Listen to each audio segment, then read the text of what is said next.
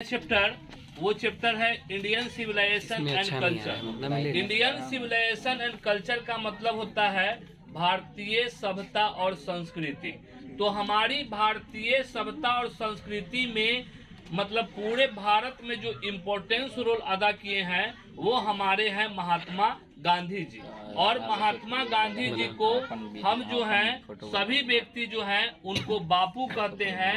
उनको जो है इनको जो है आपको बापू कहते हैं महात्मा गांधी जी को, या इनको कहते हैं father of the nation, father of the nation. और महात्मा गांधी जी को कई जगह ऑब्जेक्टिव में आपको एम गांधी भी रहेगा तो आप एम गांधी देखकर आंसर मार देंगे। तो महात्मा गांधी जो हैं वो Indian civilisation and culture chapter के राइटर हैं और इनको बापू भी कहा गया है और इनको फादर ऑफ द नेशन भी कहा गया है। महात्मा गांधी जी जो थे वो एक प्रकार के स्पिरिचुअल लीडर थे। स्पिरिचुअल लीडर का मतलब होता है आध्यात्मिक नेता थे। महात्मा गांधी जी का जो जन्म हुआ था वो 2 अक्टूबर 1869 ईस्वी को गुजरात के पोरबंदर नामक स्थान पे इनका जन्म हुआ था। और महात्मा गांधी जी का जो मृत्यु हुआ था यानी डेट ऑफ बर्थ जो उनका था वो 2 अक्टूबर 1869 ईस्वी था और इनका जो मृत्यु हुआ था वो 30 जनवरी 1948 ईस्वी में हुआ था। तो अगर इनके डेट ऑफ बर्थ के बारे में एग्जाम में क्वेश्चन आए, डेट ऑफ डेथ के बारे में आए, ये कैसे लीडर थे उनके बारे में आए, तो आप लोग बिल्कुल इस क्वेश्चन को डील कर लीजिएगा। उसके बाद ये किस पार्ट के लेखक थे, बिल्कुल। अब जो है अगली बात आप लोग को बता रहे हैं कि ये Mahatma Gandhi Indian civilisation culture है वो क्या है, एस्से है, स्टोरी है, स्पीच है या एनओटी है। मतलब एनओटी का मतलब होता है नन ऑफ दीज। तो इंडियन सिविलाइजेशन एंड कल्चर जो है वो आपका एक प्रकार का जो है वो एस्से है। ये निबंध और स्पीच और स्टोरी नहीं है, ये एस्से है, सॉरी निबंध है यानी कि ये एस्से है। चलिए और हम लोग इतनी बात को समझ चुके हैं कि इंडियन सिविलाइजेशन कल्चर के जो राइटर है महात्मा गांधी है और महात्मा गांधी को हम लोग बापू कहते हैं, इनको फादर ऑफ द नेशन कहते हैं, इनको हम लोग स्पिरिचुअल लीडर कहते हैं। इनका डेट ऑफ बर्थ जो हुआ था 2 अक्टूबर 1869 को हुआ था। इनका जो डेट ऑफ डेथ जो हुआ था 30 जनवरी 1948 को हुआ था। और इसके साथ हम लोग ये भी जान गए कि इंडियन सिविलाइजेशन एंड कल्चर जो है यह एक प्रकार का एस्से है। इतना क्वेश्चन में हम लोग को अभी कोई दिक्कत नहीं होने जा रही है। लगभग हम लोग का 8-9 क्वेश्चन क्लियर हो चुका है अभी जो हम बताएं उससे। अब हम आगे बताते हैं। हमारा जो माइंड है ना, our mind is a restless bird, our mind is a restless bird, the more its gets the more its wants and remain unsatisfied. मतलब हमारा mind is a restless bird, हमारा जो ब्रेन है ना, हमारा जो दिमाग है ना, वो एक बेचैन पक्षी है, बेचैन पक्षी की तरह है। द मोर इट्स गेट, जितना इसको मिलता है, द मोर इट्स वांट, उतना और अधिक क्या करता है, यह चाहता है, और अधिक क्या करता है, चाहता है। एंड रिमेन अनसेटिस्फाइड, उतना मिल जाने के बाद भी यह असंतुष्ट होता है। तो आपको पूछेगा कि माइंड कौन सा बर्ड है, तो आप लोग क्या बनाइएगा, रेस्टलेस बर्ड। क्या लगाइएगा, या पूछेगा रेस्टलेस दे देगा तो फिर यह क्या है, तो क्या है, यह एक प्रकार का क्या है, बर्ड है। बर्ड मतलब होता है पक्षी या क्या होता है, चिड़िया। उसके बाद भी जितना मिलता है उतना क्या करता है, चाहता है। क्या करता है, चाहता है, वांट्स करता है। उसके बाद उतना मिल जाने के बाद भी यह संतुष्ट नहीं होता है, उसके बाद भी यह क्या होता है, असंतुष्ट होता है। क्या होता है, असंतुष्ट। उसके बाद ये मतलब महात्मा गांधी जी हम लोग को कहते हैं कि आप लोग जो है गांव में रहिए। कहाँ रहिए, गांव में रहिए। गांव में इसलिए रहिए क्योंकि गांव में जो है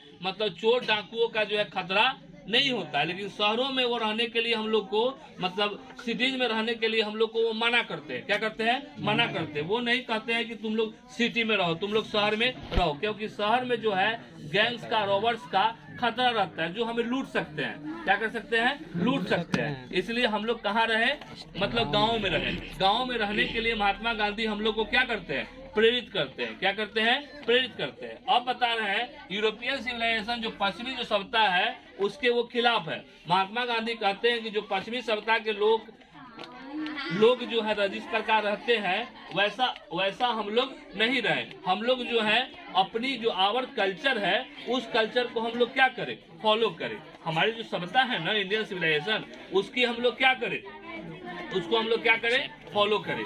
उसके बाद मैं आप लोग को बताना चाहता हूँ ये कहते हैं कि ये मतलब इनका हिनाई भी नहीं करते हैं, बस यूरोपियन सिविलाइजेशन का हिनाई भी नहीं करते हैं। ये कहते हैं कि European civilisation is suited for Europeans, मतलब यूरोपियन सिविलाइजेशन जो है वो सूट किसके ऊपर करता है, यूरोप के लोगों के पास, ठीक है ना, न कि इंडियन सिविलाइजेशन को करता है, ठीक है ना। तो हम लोग जो इंडियन सिविलाइजेशन, हमारा जो भारतीय कल्चर है, वो भारतीय कल्चर जो है वो किस पर डिपेंड, किस पर फॉलो करे, इंडियन सिविलाइजेशन पर। किस पर करे, हम लोग अपना जो हमारी जो सभ्यता है उस सभ्यता पर चले, या न कि हम यूरोप की सभ्यता पर चले।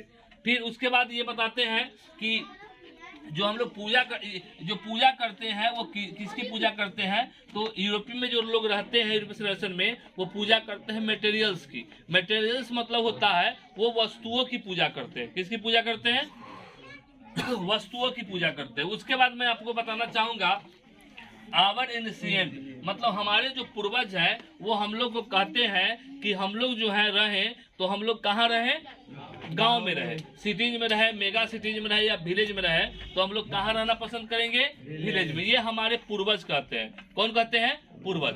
और महात्मा गांधी का टूल्स था, उनका एक हथियार था, तो उनका क्या हथियार था, उनके बारे में हम लोग अभी क्लास में जानेंगे। तो महात्मा गांधी का जो हथियार था, वो हथियार जो था वो था हमारा जो था वो ट्रूथ एंड नॉन वायलेंस, मतलब सत्य और अहिंसा के धर्म पर वो चलते थे। महात्मा गांधी जो थे वो सत्य और अहिंसा के धर्म पर क्या करते थे, चलते थे। उसके बाद जो है वो कहते थे Mahatma Gandhi, simple living but high thinking, यानी साधारण रहो लेकिन सोच को क्या रखो, ऊंचा रखो। सोच को क्या रखो, ऊंचा रखो। ये इससे आप लोग का 20-25 क्वेश्चन ऑब्जेक्टिव आप लोग को डील हो जाएंगे।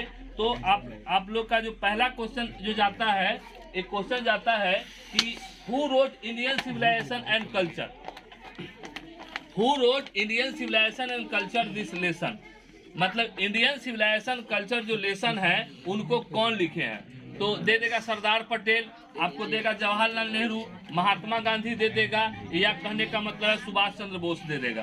तो कोई तो सही होगा ना, तो बताइए कौन सही होगा, महात्मा गांधी। कौन सही होगा, महात्मा गांधी। चलिए, अब Mahatma Gandhi was born on, आपको विकल्प दे देगा 3 अक्टूबर 1869, 2 अक्टूबर 1869, 5 अक्टूबर 1888, NOT। तो क्या होगा, 2 अक्टूबर 1869 होगा ना। फिर दे देगा Mahatma Gandhi was dead on, तो इसका जो सही विकल्प होगा वही भरेंगे। तो डेड ऑन का रिजल्ट क्या आएगा, 30 जनवरी 1948, 30 जनवरी 1948। उसके बाद कहेगा हु, मतलब ये जो है कैसा प्रोज पीसेज है, ये जो आपका जो है आप इंडियन सिविलाइजेशन जो है वो कैसा प्रोज पीसेस है। तो ये कैसा प्रोज पीसेस होगा, स्टोरी होगा, स्पीच होगा, या NOT होगा, या ड्रामा होगा। तो यह एक प्रकार का क्या होगा, एस्से होगा। क्या होगा, एस्से।